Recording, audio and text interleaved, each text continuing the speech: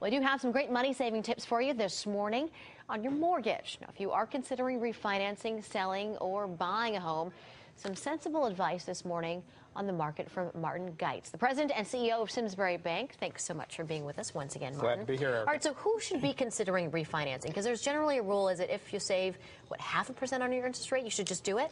Yeah, if you're between 0.5% and 1% savings, then it definitely is worth looking. And the thing about a mortgage is it's the kind of product that can change as your life changes, as your needs change. So you may find yourself in a situation where your kids have all left the home and you and your spouse are thinking about going off into other ventures. A mortgage is a great way to either put more money in your pocket or to raise money.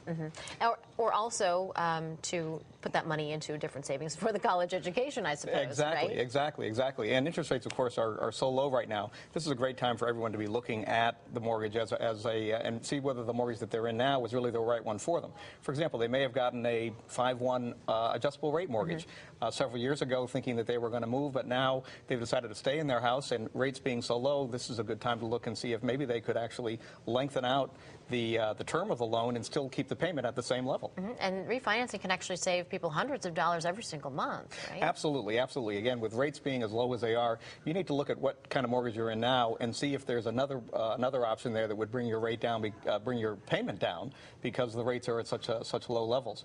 Also, you may want to have more money to make another investment or to start your own business, and so you may be able to keep your same payment but be able to borrow more money on your house because rates are so low. Right. Well, let's talk about how not only is it a good time to refinance, but also a great time for first-time home buyers, right? Absolutely, absolutely. There's some great programs out there. There are, and many banks, including Simsbury Bank, have great first-time home buyer programs, whether on our own or through the FHA, Federal Housing Authority, that can make it very easy for first-time home buyers to enter to buy a house.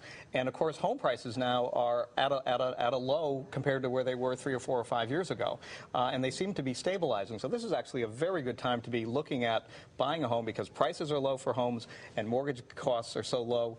It's a great time to be looking. Can we talk a little bit more about the details of those first-time home buyer programs? Because typically you need to have 10% down to buy a home, but these first-time home buyers, you may just be able to get away with 6% down, or maybe even less. Oh, right? yes, you can actually get as low as 2%, but 5% is for many of the programs is an amount. And you think about that, you can finance 95% of a home. You can get into it without having to have a lot of wealth on your own to be able to buy a house.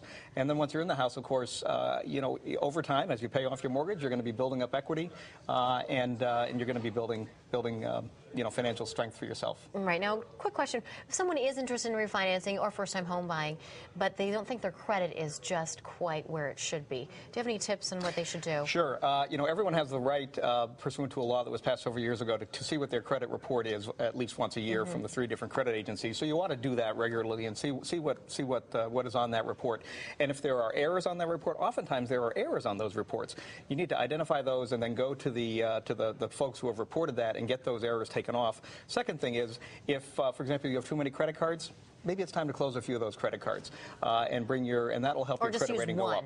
Or just use one. Instead of 5. Exactly, exactly. And also it's important to stay on top of it, to sort of get it going now, because sometimes it takes a while for things to get off your credit report. That's true. It is a process to, particularly if someone has put something on there in error, they're going to need to go through and verify and so forth. Exactly. Right. So you want to be monitoring it all the time and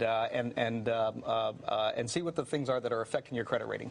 And for more information on maybe those specific refinancing options or the first-time home buyers options, people can head to your call your website. local community bank. Come to SimsburyBank.com. We have great people. One of the key parts of any financial decision is having the right partner working with you. Right. So find the right partner. Find somebody that you click with. Exactly. And stick with them. Exactly. All right. Thanks, Martin. Great to see you again. Thanks, Erica. Thanks.